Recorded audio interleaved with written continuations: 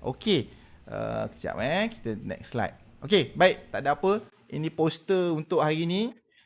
Seperti biasa, sahabat-sahabat pendengar yang ada pada malam ini, kita di smartsaham.com Facebook akan mengadakan sesi Bursa Cecek setiap malam pada jam 8.30 malam bagi kita mengupas isu-isu semasa dan sedikit orang kata apa perkongsian bacaan dan kajian supaya kita kata sama-sama dapat belajar lah. Contoh, of course bila apa tajuk pada malam ini gold versus US inflation rate. Saya risau juga kerana saya mungkin jika ada ekonomis ataupun orang yang belajar dalam finance yang sedang mendengar bersama saya, jika ada yang salah minta tolong betulkan. Kebetulan pada jam 8.30 pagi di US sekarang, hari ini adalah pengumuman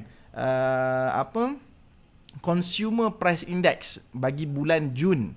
Okey, jadi ditetapkan pada hari ini. Jadi sebab itu saya membawa tajuk ini kerana kita nak tengok adakah inflation rate yang sering dikaitkan dengan ekonomi ini dia efek dekat gold ini. Dan ini juga saya nak buktikan bahawa harga emas ini tertakluk kepada supply and demand. Okey. Nanti saya terangkan apa itu consumer price index dan apa kaitan dengan inflation rate. Okey, baik. Sebelum saya pergi lebih jauh, izinkan saya untuk sharekan beberapa manfaat yang boleh dikongsi kepada rakan-rakan anda. Okey, CanSlim ini salah satu metodologi untuk anda memilih saham yang baik, dan ini boleh didapati percuma bersama dengan kami dengan hanya register kelas Kickstart kami yang akan berlangsung setiap bulan, di mana untuk bulan 7 ini dia bakal berlangsung pada 31 Julai. Jadi saya harap jangan lepaskan peluang ini. Okey, kalaulah yang mana yang tak pernah main saham pun, berdagang saham pun, dianjurkan untuk mendengar kerana dia akan disampaikan dari segi perspektif yang berbeza. Kenapa? Seringkali dalam masyarakat berdagang saham ni seakan-akan berjudi. Kenapa tidak faham apa yang didagangkan, apa yang dibeli. Okey? Baik. Ini Smart Saham Kickstart pada 31 Julai pukul 9 pagi sehingga pukul 1 petang. Jadi boleh lihat perkembangan di website Smart Saham Okey. Baik, kita tengok apa yang terjadi kepada pasaran saham kita hari ini. Anyway, dia meningkat 6 mata pada semalam dan dia masih bermain di paras sokongan yang sebelum inilah. Selepas dia tembus pada paras sokongan yang terakhir pada mata 1557. However, dia kenaikan daripada semalam ini, orang kata apa, pastinya memberi sedikit kesan yang positif kepada beberapa pedagang yang pada hari ini, kerana kenaikan itu berlaku yang signifikan ketika market hampir tutup. Okey, so apa-apa pun kita kena faham bahawa setiap market itu di move by sentiment, dan sentiment antara faktor besar yang mempengaruhi sentiment itu adalah kestabilan politik sesebuah negara. Dan seperti mana kita tahu, negara kita kini COVID itu berada dalam paras yang kita katakan membimbangkan. Dalam pada masa yang sama kita dapat lihat kecelaruan politik yang berlaku. Okey, kecelaruan politik yang berlaku, maka kita risau. So, jadi saya menyeru kepada yang ada pada malam ini, sama-sama jangan berhenti hari-hari bermunajat untuk diselesaikan dan diberi pengakhiran. Kerana sahabat-sahabat doktor saya, apabila saya baca dalam grup, bila mereka menceritakan keadaan di hospital, seakan-akan macam tidak percaya. Yalah, hampir 32 tahun hidup ni, selalunya kita melihat ataupun mendengar perkara itu seperti dalam movie je. Tapi tak sangka perkara itu berlaku sekarang, dan moga-moga dia ada hikmah di sebaliknya dan beri pengajaran kepada kita. Dan hikmah yang paling jelas saya nampak rupanya masyarakat Malaysia ni dia sayang antara satu sama lain. Kita dapat lihat bantu-membantu antara satu sama lain, dan kita harap benda tu berterusan. Okey, saja kita tegur yang pendengar apa yang bersama dengan saya, Puan Afida. Betul Puan Afida, dapat e-book percuma Puan. Orang kat luar beli saya rasa, Ken Slim ni. Wak Roji, sahabat saya Ikram terbaik ni main rugby power ni. Okey, kita next Baik, terus ke topik kita hari ni emas. Emas satu komoditi yang berharga. Sedikit video yang akan saya share lepas ini untuk kenapa saya nak kaitkan dengan sepanjang presentation saya dan kepada yang mendengar pada hari ini, sebab tadi saya ada tengok cikgu saya, cikgu syariah ada mungkin generasi beliau. Assalamualaikum cikgu, apa khabar? Moga cikgu sihat. Okey, generasi mana ibarat mak, level mak kita lah. Okey, amat suka dengan emas ni dan memang betul-betul, dan saya ada darah Kelantan sikit. Mujur tak kecek Kelantan je. Nak kecek Kelantan boleh juga. Maknanya kalau nak cakap utara pun saya boleh sikit-sikit, sebab orang rumah saya orang utara, dia orang Berseri. Sikit-sikit saya dah belajar lah. Okey, ada malam ni harap betul lah apa yang aku duk bercakap ni Okey, emas sedikit video supaya kita faham kat mana titik tolak yang emas ni dia jadi peningkatan harga itu Okey sahabat-sahabat semua, kita play video sikit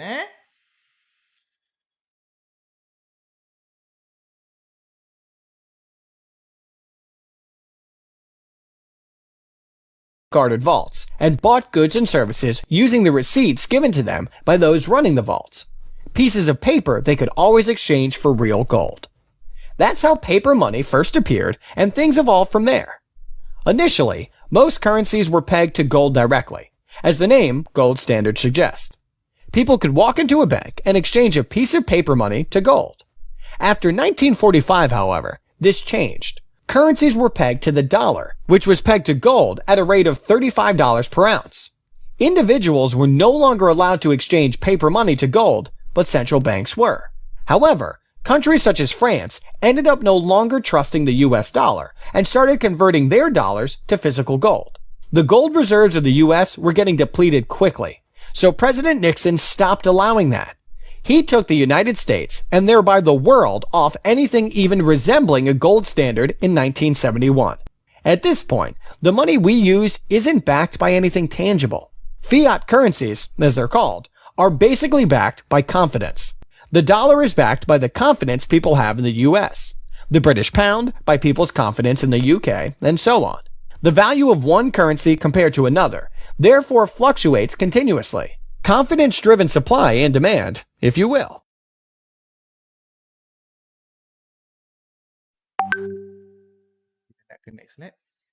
Almost 2,600. Okey, baik. Selesai tadi video. Ya, kenapa saya nak sharekan tu? Kerana start pada tahun 1970, maka dekat situ segala perkara dia tertakluk kepada sentimen. Banyak perkara. Dan dia tidak lari juga kepada emas. Okey? Contoh, perkara yang sering dianalogikan satu dinar emas lah. Satu dinar emas ketika zaman Nabi boleh beli seekor kambing, sehingga sekarang boleh beli seekor kambing. Betul. Secara literally masih betul, kerana contoh satu dinar sekarang kalau tak silap mungkin bernilai 800 lebih. Okey, masih boleh beli seekor kambing, alhamdulillah. Okey, cuma kita lihat ketika harga emas tengah tinggi. Macam mana ketika harga emas tengah jatuh? Kita bercerita tentang 3-4 tahun lepas. Ketika itu kambing yang boleh dibeli dia berbeza saiznya. Jadi apabila kita bercakap tentang perbezaan saiz kambing itu, itulah inflasi. Okey. Sedikit gambar raja yang saya untuk share. Pola pergerakan emas dia nak tak nak dia memang inversely proportionate dengan kekuatan harga USD lah ataupun pasaran US. Okey, kita bermula dengan 1973 sebelum 1973 tu, kalau saya panjangkan graf ini lagi, harga US ni adalah harga per ounce harga per ounce. harganya dia mendatar. Mendatar maksudnya dia tak naik seperti yang mana ada sekarang. Jadi apabila startnya gold standard ends ketika 1970 lebih seperti yang ditayangkan dalam video, maka harga emas start tu menaik. Kerana apabila lambakan duit yang cuba disadurkan dengan sentimen maka sebab masih baru masa tu, maka isu percaya tak percaya masih ada. So pup dia naik. Sebelum dia mula tu jatuh balik pada tahun 1981 kerana ketika itu adanya cubaan usaha untuk Gold Commission lah untuk mentambatkan balik duit dengan emas. Walau bagaimanapun dipendekkan cerita, usaha itu tidak berjaya. Dan harga emas maintain di sekitar bawah paras 600 USD per ounce selama hampir lama lah. Sehingga dia start pada tahun 2004 selepas pada 9/11 punya case. Okay, dia start tu naik. Pap tu naik. Okay. Jadi mungkin ada orang cakap, maknanya emas akan sentiasa naik lah kan? Okey, saya akan buktikan nanti di kiraan akhir jika anda boleh stay bersama saya. Dan kalau boleh sebar-sebarkan lagi kerana niat saya untuk beri sharing pada malam ini adalah untuk kita manage expectation. Sebab saya sendiri memang menyimpan emas. Okey, memang menyimpan emas tapi pada kadar yang saya fikirkan dia munasabah. Okey? Kerana saya agak risau apabila ada sahabat contoh, dia nak simpan duit kahwin dia. Okay, duit kahwin dia nak jadikan sebagai emas. Okay. Apa jadi? Dia beli ketika bulan 6 tahun lepas. Okay. Bulan 6 tahun lepas sekitar masa tu emas berharga 200 saya tak ingat, minta maaf. Tapi itu adalah all time high harga emas.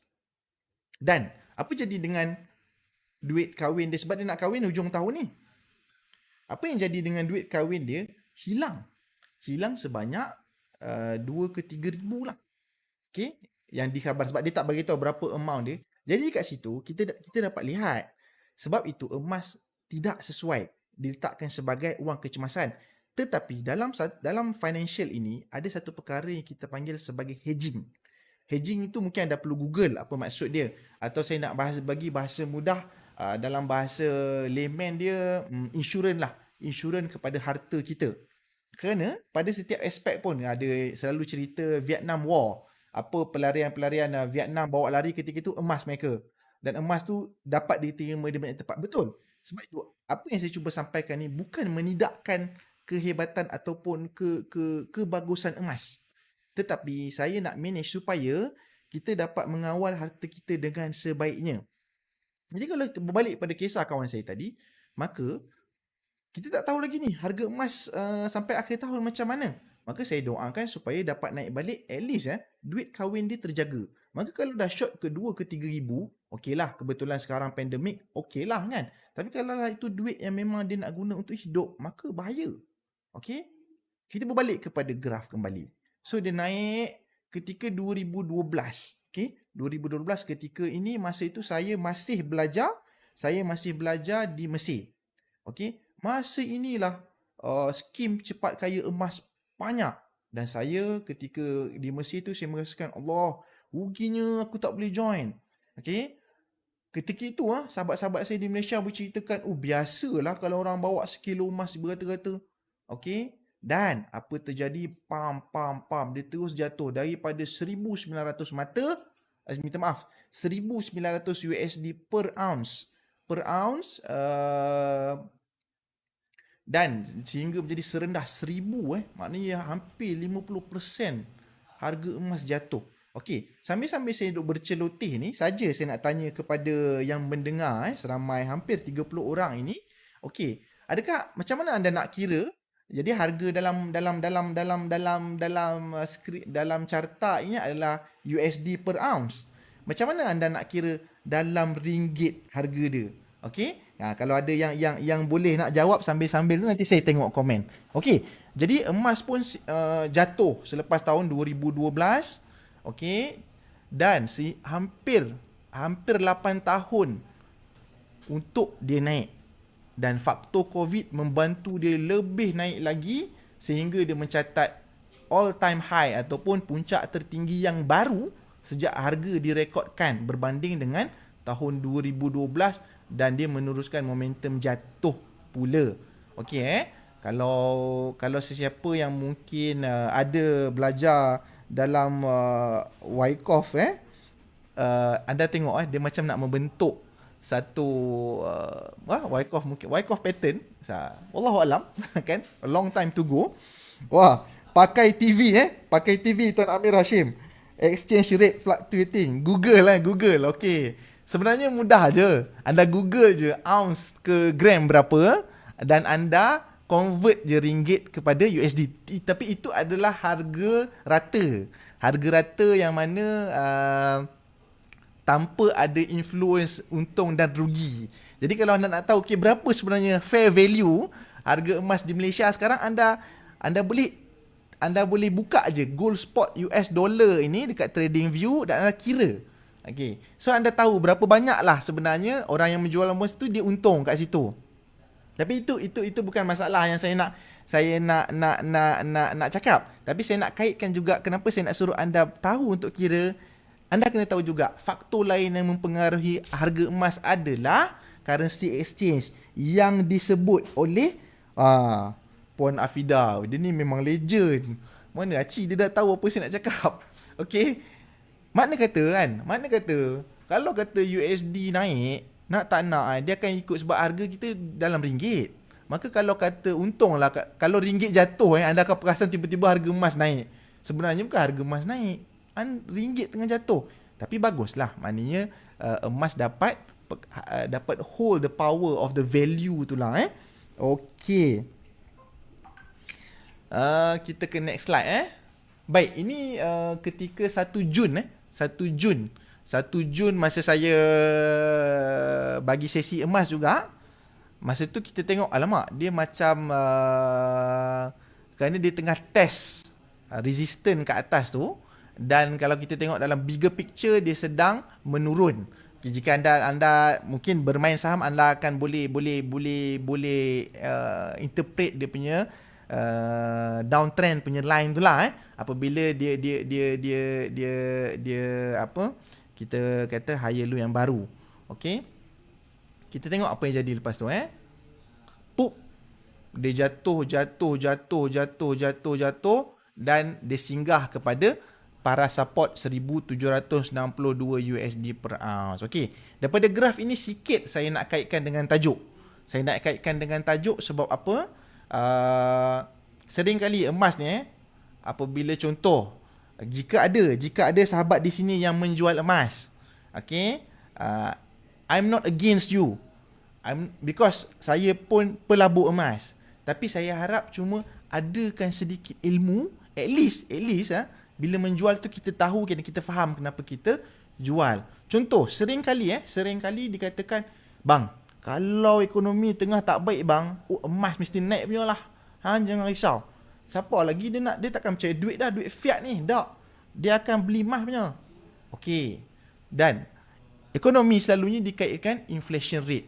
Okey, inflation rate naik. Okey, kalau mungkin ada siapa yang tengah boleh check sekarang consumer price index yang dah diumumkan naik ke apa, wallahu alam, boleh letak dalam komen. Jadi kat bawah tu adalah graf inflation di US dan consumer price index. Nanti second half of the presentation saya akan ceritakan apa itu consumer price index.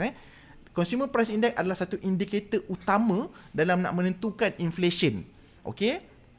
So, kalau kita tengok inflation dan consumer price index saya tallykan daripada Mei 2020 dan kaitkan dengan graf Mei 2020 dekat graf emas. Okey, boleh nampak ataupun boleh faham ke? Kotak yang saya cuba ni, inflation dan consumer price index keep on menaik. Makna kata dia menunjukkan ekonomi sedang dalam kadar tak berapa nak baik. Cuma tengok bila sampai Ogos dia tetap jatuh juga. Walhal kalau sering diceritakan, bang, bila ekonomi tak naik, orang nak cek apa lagi, orang cepat limah lah. Selalu diceritakan macam tu. Apa jadi dengan hamba Allah kalau saya kaitkan dengan kawan saya tadi? Okey, maka dia pun beli 100% duit dia semua beli emas. Maka dia akan merasa kenai kejatuhan yang signifikan. So maka kat situ, kalau saya sebagai penjual emas, saya tak apa, saya dah ada saya punya commission, saya punya untung dah. Dia rugi. Sabarlah, long term. Jadi itu yang jadi problem. Jadi apabila time dia nak guna, bila nak tukar emas tu, maka harga dah lain. Sebab itu emas ni, tolong Google dan belajar perkataan hedging. Hedging, dia punya function adalah hedging. Dia amat baik. Dia adalah satu hedging tool yang amat baik. Okey. Baik, kalau tengok kat situ sebenarnya antara faktor yang saya duk kaji, apa yang mempengaruhi kejatuhan emas ini. Okey. Berbalik kepada video yang saya tunjuk mula-mula tadi, dia adalah berkaitan dengan sentimen. Bila sentimen, dia ada terlibat juga dengan supply and demand. Okey. Dia ada terlibat juga dengan supply and demand. Bila ada supply and demand, dia tak mana dia akan dia tidak lari dengan kuasa membeli. Kuasa membeli yang dimaksudkan sini adalah orang tu ada kerja, bahasa mudah. Jadi start pada bulan 6 tahun 2020, data di US menunjukkan peningkatan, mana unemployment rate dia menurun. Dan kalau boleh Google non-farm payroll dia start on positive start Ogos 2020. Start bulan 6 dah start naik, dan bila peak tu masa tu emas dah start jatuh. Kerana apa? Maknanya unemployment rate tengah menurun. Dan dia couple pula unemployment rate dengan non-farm payroll ni, maksudnya inilah kita panggil orang ada kerja lah, bahasa mudah. Orang ada kerja di US ni, dia akan relate dengan harga USD. Sebab tu bila harga USD menguat, emas jatuh. Okey? Kerana apa? Berbalik kepada soal confident tak confident tadi. Okey?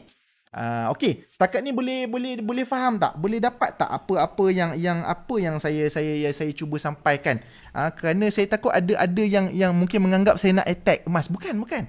Saya pun suka emas. Okey, cuma nanti kalau kata nak borak tepi lah. Saya lebih favor barang kemas daripada gold bar. Sebab apa? Terjadi pada tahun 2017, saya ada masalah kewangan sikit, maka saya terpaksa jual. Ketika itu saya ada hampir 2 kilo emas gold bar. Okey? Dan saya ada 300 gram barang kemas. Saya terpaksa jual pada harga ketika itulah, yang mana memang rugi pula. Rugi. Patutnya dah ada untung sikit, tapi dia jadi rugi juga sebab dia ada harga susut nilai apa semualah. Okey? Tapi barang kemas saya, surprisingly, yang saya beli barang kemas tu bukannya saya beli apa, saya beli di bank rakyat je. Sebab makcik saya ajar, belilah kat bank rakyat. Jadi adalah barang kemas dalam lebih kurang 300 gram. Surprisingly saya untung. Saya untung significant value juga. Start pada tu saya nampak, saya makin faham apa yang guru saya ajar. Saya mungkin terima kasih kepada Tuan Alwi, mengajar bahawa setiap investment tool tu dia ada objektif. Tak kira lah property ke, emas ke, saham ke, kita tak boleh taksub dengan satu-satu. Sebab dia ada objektif dia. Jadi berbalik pada emas tadi, kita kena ingat, bila kita beli investment thing, rumah, saham, unit trust, ASB, tabung haji, emas, dia perlu ada orang beli di hujung tu. Sebab apa? Untuk realizekan untung itu. Okey? Kita sembang, bang, harga emas abang dah naik ni bang. Kita pun tak buat apa. Maka dia boleh jatuh. Jadi berbalik kepada adanya kuasa membeli tadi, barang kemas ni saya rupanya ada buyer segmen yang baru, iaitu wanita. Saya baru belajar, ya Allah, wanita ni dia punya gila emas Masa tu saya bentangkan kat mak mertua saya, dia cikgu di Perlis Allah, berebut-rebut saya boleh main harga tinggi pula lah.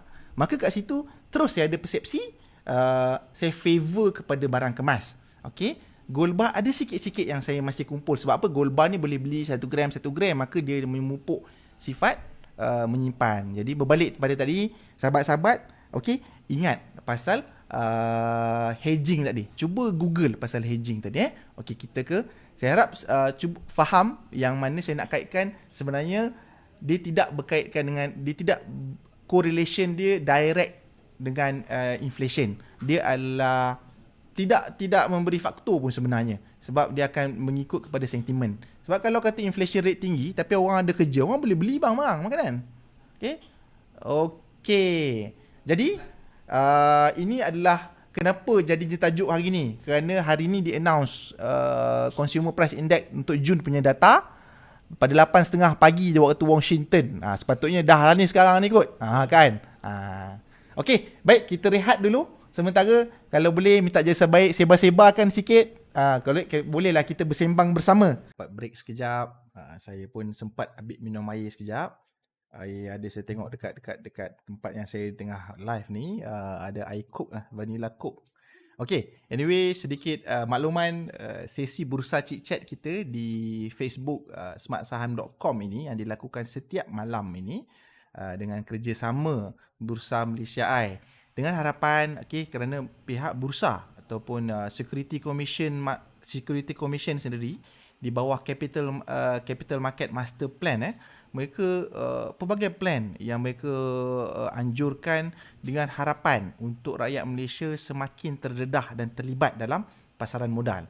Dan do not be mistaken yang pasaran modal ni tidak semestinya anda direct terlibat dengan beli saham ke apa. Anda simpan duit di unit trust, anda simpan duit di SB tabung haji, itu semua juga adalah pasaran modal. Kenapa pentingnya pasaran modal? Pasaran modal ini yang diperlukan untuk nurture the ekonomi. Okey, alang-alang dah tersebut sedikit satu concern yang terbaru, ada satu skim pelaburan yang bila tengah susah, bila keadaan ekonomi tengah susah, dia memang menjadi kebiasaan. Tak percaya, anda ingat tahun ni dan anda ingat balik nanti bila downturn cycle balik, bila kejadian ekonomi jatuh balik nanti, anda cuba tengok balik, akan pelbagai scam muncul. Okey, yang recently Islamic Redeemable Convertible Preference Share. Okey, dia satu perkara yang legal di sisi SC. Maksudnya syariah pun ada sekolah yang membenarkan. Cuma scammer mengambil kesempatan di atas nama yang complicated itu, apabila diceritakan kepada orang, maka disadurkan pula dengan nama Islamik kat situ, maka ramai yang masuk. Kawan-kawan doktor saya banyak yang di-expose. Okay? Minimum pelaburan 50,000 pula tu bang. Selalunya this complicated punya investment scheme ni jarang lah disampaikan kepada masyarakat umum, kerana dia perlukan satu level of understanding regarding investment yang agak tinggi. Tapi however, dah sebab bisnes pun tak jalan, maka apa yang company-company nak besar nak buat, dia orang pun buat scam juga. So berhati-hati, itu adalah pesanan khidmat masyarakat daripada saya sebagai perancang kewangan berlesen. Okey, jom kita berbalik kepada topik kita, emas, pada malam ini. Mungkin kalau ada pakar-pakar emas dalam ni, saya minta, maksudnya jika ada tersalah info, boleh betulkan di dalam chat ya, insya-Allah. Okey, sedikit video dalam nak menerangkan apakah itu consumer price index Sekejap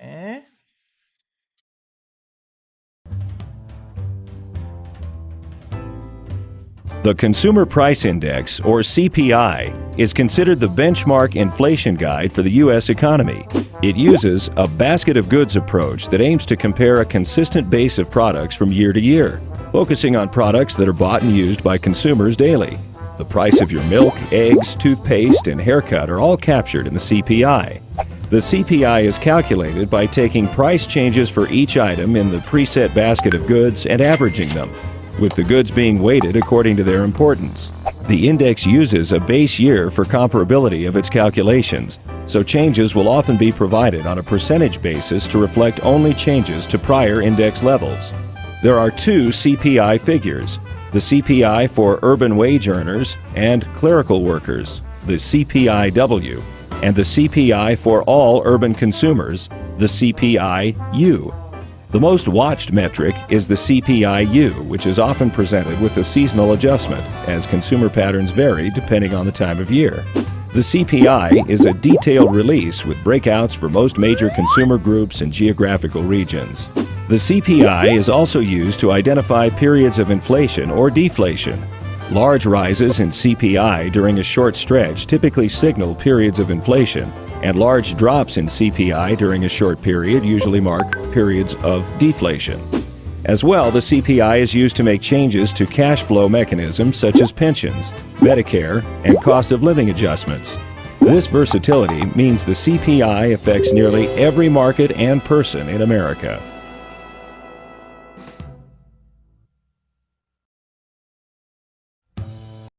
Okey, selesai sikit tadi berkaitan dengan CPI. Okey, tajuk sebab CPI tadilah tajuk saya keluarkan pada hari ni. Bukan cuma tajuk adalah US inflation rate. Yang mana consumer price index ini dia adalah indikator utama dalam nak menentukan. Dia, kalau ikut bacaan saya tadi, minta betulkan jika ada ekonomis dalam ni. Mengikut pembacaan saya tadi, dia ada pelbagai faktor yang dia akan menilai inflation rate tu untuk ditentukan. Tetapi antara faktor yang paling besar adalah consumer price index. Kenapa? Secara mudah dia, mana kalau harga satu basket tu naik, maka ni lah, maksudnya inflation dia tengah naik lah kan. Cuma saya adalah bergurau-gurau tadi dengan kawan-kawan. Saya fikir kenapa yang gunting rambut tu masuk dalam daily punya kegunaan pula Macam ada orang tak ada rambut kan. Tapi tak apalah, mungkin itu saja sebagai contoh. Minta maaf gurau kalau ni saja sambil-sambil. Okey, baik. What factor that influence gold price? Ini saya pelbagai aspek. Cuma ini sekadar untuk kita share pada malam ini dengan beberapa orang yang ada hari ni Okay. Cuma nanti di akhir kalau boleh anda stay dan anda boleh sebarkan, di akhir nanti saya cuba nak tunjukkan kiraan yang saya nak membuktikan ada sedikit sentimen-sentimen bahaya yang ada dalam masyarakat yang kadang-kadang menjadikan kes seperti kawan saya tadilah. Tapi lepas saya cerita faktor-faktor ni. Okay.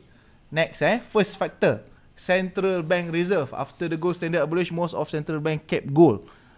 Inilah saya rasa mainan dunia lah. Walaupun dia dah gold standard tu dah tak ada, tapi sebenarnya pemegang gold reserve paling besar dunia US, lepas tu China, lepas tu saya tak ingat saya bacaan tadi. Tapi nak kata mereka yang abolish gold standard tu, nak tak nak pun dia orang pegang gold. Jadi kat situ yang saya nak instill, emas ni satu perkara yang bernilai. Maka jika kita boleh kumpul emas tu, cantik. Cuma saya nak sarankan kita kumpul dalam kadar berdikit-dikit dia lebih elok dan cantik, rather than kita ada 100,000 kita tukar emas. Okey, kalau anda boleh rajin nak Google ataupun nak baca di YouTube anda boleh cari nama dollar cost averaging. Okey, mana pembelian sesuatu instrumen itu dalam kadar yang berkala. Maka kalau emas ini kita beli dengan kadar kemampuan kita berkala, per bulan ke, per minggu ke. Contoh kalau yang meniaga nak dia kebetulan duit dia dapat seminggu dia nak beli seminggu. Dia lebih baik rather than kita timing the market. Okey, sebab apa? Bila kita tanya, kalau saya sebagai penjual emas, of course saya nak jual emas. Jadi bila saya sebagai sale person, tak kira waktu macam mana pun, I need to find the reason that you need to buy the gold from me. Okay, harga tengah naik, bang, cepat bang, beli bang. Kalau abang tak beli sekarang, harga dah jadi RM500 per gram, abang menangis lah masa tu bang. Kita pun, alamak, betul lah. Pop jatuh. Masa ni lah bro, nak beli emas bro. Masa emas beli dia naik bro, banyak persen tu. Kita pun, beli juga. Alamak, masa tu kan dah tak kena kat situ. Jadi, that's why saya nak sarankan cuba beli berdikit-dikit at certain pace lah, ikut pada hampa punya kemampuan lah kan, macam mana. Okay, baik. So ini antara faktor utama. Pertama, the Central Bank Reserve punya goal, mereka boleh determine sebab however they are controlling the economy. Okay, somehow if you dig further, if you dig further, if you read further, kita akan find out yang actually all the graph, all the data tu somehow can be, orang kata apa, can be create ke macam mana lah. Tapi as for kita punya reason to move forward, kalau kita keep on fikir, alah semuanya boleh disusun, semua boleh disusun diatur, bang tak payah hidup lah macam tu bang. Okay, nak tak nak segala benda dia mesti ada sebab. So Tuhan dah ada, kita berpegang pada Allah, buat kerja kita. Jangan sibuk dengan benda yang kita tak boleh nak kawal. Ceramah pula, sorry. Okay, second value of USD. Okay, ini yang mana kita dapat tengok recently kerana USD mengukuh. USD mengukuh atas sebab apa? Dia punya unemployment rate dia turun, ataupun anda boleh google non-farm payroll. Saya duk baca juga kenapa dia duk kira non-farm payroll. Maksud non-farm payroll ni semua kerja selain daripada farming sector.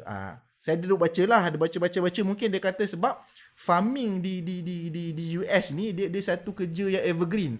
Maka dia tak terkesan ekonomi naik ke ekonomi jatuh ke, so dia tak key in factor kan dalam unemployment rate tadi. Saya betul ke salah, minta kalau ada ekonomis tolong betulkan lah. Jadi anda boleh check, anda boleh google, ni data-data yang saya boleh share, yang anda sendiri boleh baca dalam nak menentukan hala tuju keuangan anda. Okay, sebab bila berkait dengan emas tadi, dia memang berkait dengan ekonomi US nak tak nak. Sebab mereka tentukan harga. So value of USD anda boleh tengok yang recently ni USD tengah mengukuh dan emas jatuh. Industrial demand. Okay. Bila recovery of COVID ini, China mungkin antara yang nak guna banyak lah. Tapi yang terbaru sehari ni juga saya baca China dia increase dia punya liquidity dan kurangkan dia punya amount of basic bank dia punya reserve. Maksudnya dia rendahkan supaya dia nak liquidity. So maknanya they are also still having problem in their economic punya. Mungkin je sebab itu maknanya demand masih rendah, menyebabkan harga pun masih jatuh, industrial demand. Wealth protection and economy. Okay, yang ni dia apa? Allahumma salli Muhammad. Kalau tak silap saya, minta maaf kalau silap, boleh perbetulkan. Dia relate dengan US punya ekonomi. Maka kalau kata ekonomi US menaik, significantly emas dia akan jatuh. Okay, dia inversely proportionate macam mana USD tadi. Okay.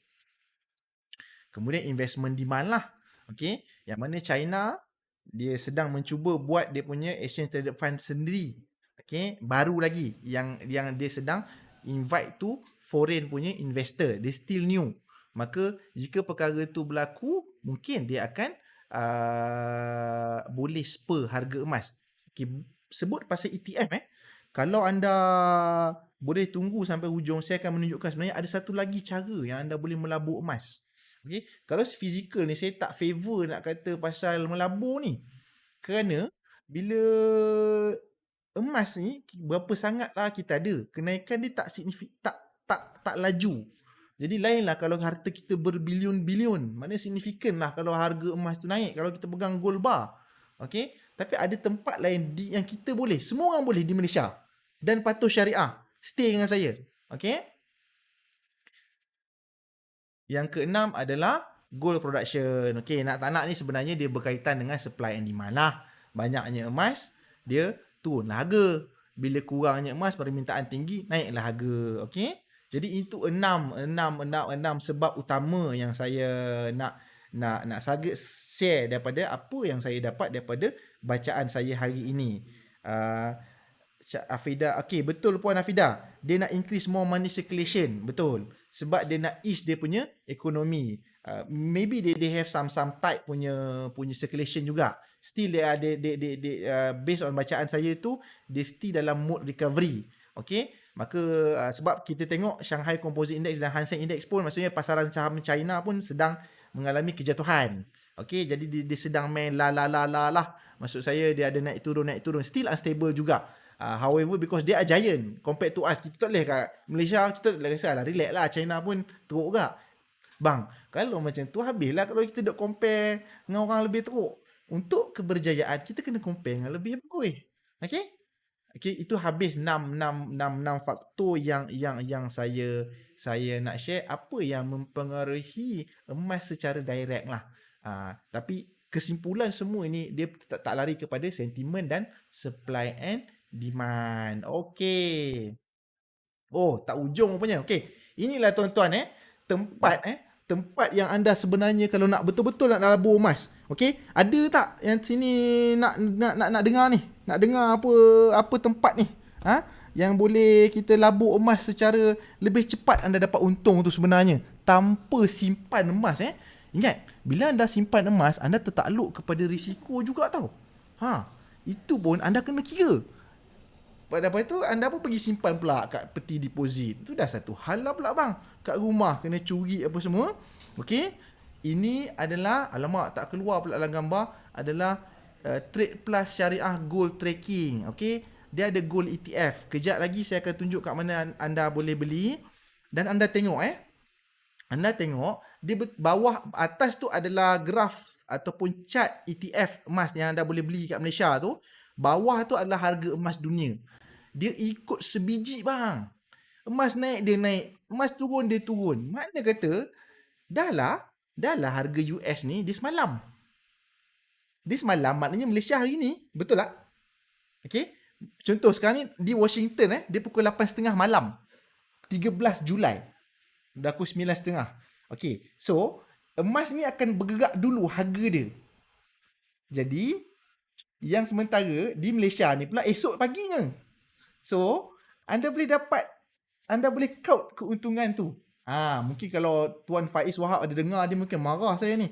Terbocor dia punya rahsia. Kalau PKP boleh akses peti deposit tak? Alamak puan. Yang ni di luar jangkauan saya puan. Kalau ada yang boleh tolong jawab dalam komen tu, tolong jawab. Saya tak pasti puan. Ni dia tanya ni makna emas dia banyak ni. Jaga-jaga puan. Okey, gurau-gurau. Okey Okey, ni. Inilah tempat dia, tuan-tuan dan puan-puan. Okey, anda boleh beli bang dekat gold ETF. Siapa dah ada CDS account anda boleh beli gold ETF ni. Okey, jadi barulah anda boleh sembang anda ni pelabur emas. Okey, kalau setakat simpan setakat 1 kilo lah, tak boleh lagi. Kalau pada saya lah, tak consider pelabur emas. Anda mensimpan emas okey. Tapi kalau anda nak expect untung daripada sekilo emas, tak ada. Tapi kalau ini, anda boleh dapat signifikan. Dia adalah patuh syariah. Okey, buka CDS account dan anda boleh beli gold ETF ni. Dan anda boleh kaji melalui harga emas. Sebiji dia ikut. Harga emas naik. Dia turun. So, banyak persen juga kan. So, hari ni saja dapat tak sampailah 1%. Tapi okey lah kan. Hari-hari anda boleh main. Okay. So, nanti anda boleh cari gold ETF. Macam mana anda nak tahu? Boleh join Kickstart dengan Smart Saham. Okay. Ini yang saya nak share juga berkenaan dengan clarification on ROI of gold. Hope not to be offended. Just nak bentangkan fact and data sajalah, insyaAllah. Okay. So, ada mengatakan bahawa bang, simpan 40 tahun tengok emas naik banyak mana Okey, kalau saya kira saya ambil sampai harga tertinggi harga tertinggi tahun lepas sekitar Ogos 2019 sehingga kita balik 40 tahun, anda mendapat keuntungan tahunan sebanyak 5%. Sebenarnya 5% dah lebih kurang simpan inilah ASB lah kan. Tapi itu sebab saya kira kita ambil point lah kat situ. Maksudnya point yang saya plotkan kat sini. Sebab itu saya kata anda perlu ada ilmu supaya kita tidak mudah-mudah termakan apabila makcik sebelah cakap, bang, saya beli emas ni dulu masa saya muda ni dulu lah, harga dia berapa, budak-budak sekarang tak nak beli emas. Bukan isu tu dia cerita dulu punya. Dia beli masa tengah murah. Kalau dia beli macam cerita kawan saya tadi, beli bulan 8 tahun lepas, sekarang dah merana dah. Tak kahwin ke tidak? Saya harap kahwin lah kan. So, ni 40 tahun. Okay, kita tolak, kita tengok lagi pula.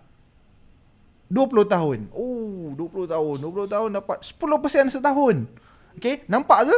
Nampak kan 10% tu. Okay, so untuk best lah 10%. Tapi cerita dia sebab timing yang kita letakkan.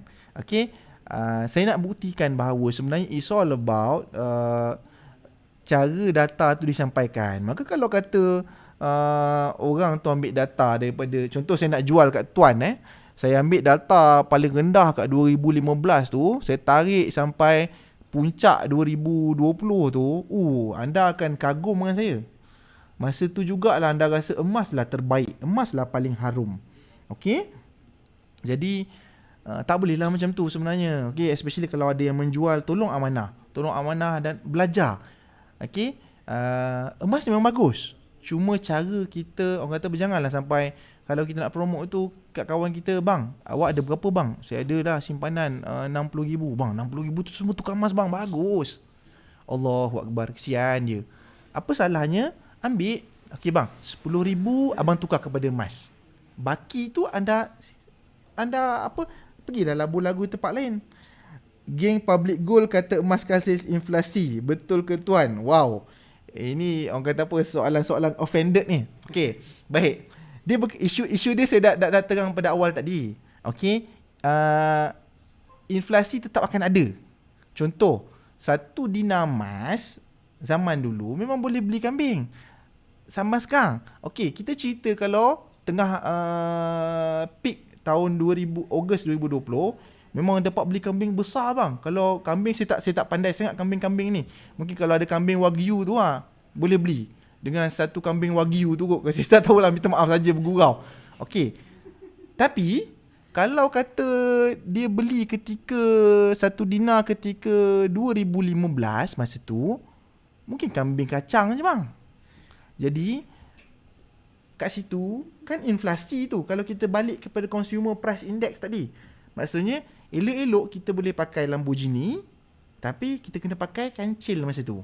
Itu segala signifikan, tak ada salah pun pakai kancil ke Lamborghini. Minta maaf kalau ada yang terasa offended. So berbalik kepada data dan fakta tadi, for me minta maaf kalau ada geng Public Gold, sebab saya pun ejen Public Gold saya ejen Public Gold juga. Jangan salah anggap.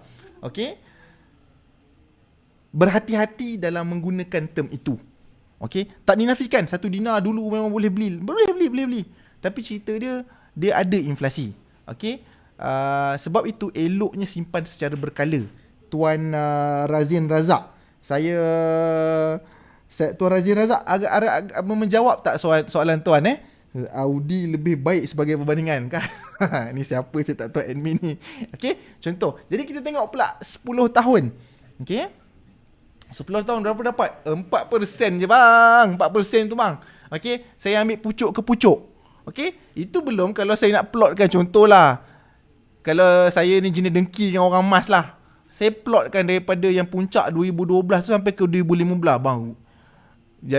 Saya dia tengah jual emas tu, saya pergi sebelah orang jual. Bang, kau tengok ni bang, harga 2015 ke 2015 bapak jatuh teruk ni bang, kau nak beli ke?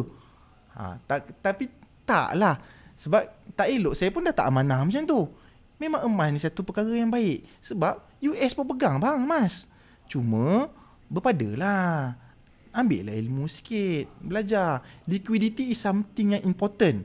Okay, sebab itu kalau simpanan kecemasan itu elok letak dulu. Ni financial planning punya part elok je letak dekat capital protected punya instrumen. Capital protected punya instrumen banyak. ASB, tabung haji, money market, fixed deposit, account saving tu sendiri. Tapi tu cerita lain lah pula. Okay, so emas ni dia perlu ada. Tapi sebagai hedging. Google lah hedging tu, banyak kali dah saya sebut ni Okay, takut saya pun tak tahu in a layman term macam mana saya nak sebut hedging tu kan. Okay, Tuan Razin, alhamdulillah. Pakai PoShare Ali. Jangan Ali. Isu-isu panas ni PoShare ni. Nanti aku berdiri Ali atas PoShare. Okay. Okay, ni dah last habis dah InsyaAllah, sorry ambil masa banyak sangat sebab saya just nak, saya dengan niat supaya mana-mana yang memang terlibat dengan emas secara direct, kita kata sama-sama belajar. Saya pun memang tak tahu, tak adalah detail sangat tahu. Saya tak tahu nak beli emas murah kat mana apa semua. gali emas semua, saya tak tahu kat mana. Saya tahu apa yang saya tahu. Okey. Contoh gold investment instrument yang ada kat sini. Bursa gold ETF yang saya cakap tadi, dia ikut sebiji bang harga tu. Rugilah kalau kita tak ambil. Liquidity very high. Maksudnya kalau anda labur, esok anda dah boleh untung, anda boleh keluar duit tu within 2 days of working days. Kemudian anda ada unit trust. Unit trust yang related to gold. Okay, yang related to gold ada macam-macam lah. Precious metal. Anda ada Affin Hwang ETF Affin Hwang Gold Syariah Tracker kot. Macam itulah nama dia. Itu semua-semua yang fund-fund patuh syariah yang ada. Dan bang, semua tu anda boleh dapat dengan kalau anda cari advisor TSI. Semua company tu mereka boleh suggestkan. Jadi anda tak perlulah pergi saja, anda tak perlulah pergi Affin saja. Tak, geng TSI ada dua-dua bang. Okey, cari kat unit trust. Yang ketiga, anda ada gold saving account. Public Gold, Kuwait Finance House dan terbaru dah lama dah kot, Maybank Gold. Maybank Gold ni patuh syariah kan, tak salah. Nama dia Maybank Syariah Gold apa tah. Lepas tu ada lagi ke bank macam CIMB, tak patuh syariah kot saya. Jadi ini tiga tempat, Public Gold, Kuwait Finance House dan Maybank. Public Gold tu dalam gap account. Sebab tu saya kata saya pun ejen Public Gold, saya tahu bang gap account. So sumpah tak ada niat nak attack apa-apa, just for the sake of kita nak share knowledge. Okay, kemudian last kali adalah physical gold lah, gold bar dan jewellery. Okay, yang baru syariah yang baru syariah ni apa, CIMB Tuan Amir Hashim. Payung emas payung emas tu, payung emas ni mahal lah. Saya risau nanti Puan Afida, mungkin Puan Afida boleh jawab payung emas tu apa. Bahaya Tuan Adli, Puan Afida dia sahabat isteri saya. So saya takut saya olah pasal payung emas ni, takut tak balik ni. Okey, itu saja pada saya. InsyaAllah saya pun terima kasih kerana 25 orang. Miga baru syariah. Miga baru ni apa Adli? Counter saving account ke apa? Okey, terima kasih seramai 27 orang yang masih stay bersama saya. Moga apa yang baik dapat dikongsi dan minta jasa baik. Jika ada yang baru berkenalan dengan Smart Saham pada sesi sepada saya malam ni, sebarkan Smart Saham dan sebarkan The Sophisticated Investor. Okay, we are a group of financial planner, financial advisor yang very high enthusiasm regarding to increase people punya financial literacy. Really hope that anda dapat jadi nukleus untuk sebarkan perkara baik yang kami cuba sampaikan. Okay, baik, terima kasih. Stay tune besok bersama dengan pemborak yang baru. Esok pula hari Rabu, sesi Bursa Chit Chat kita. Baik, terima kasih banyak. InsyaAllah jaga diri, take care. Assalamualaikum warahmatullahi wabarakatuh.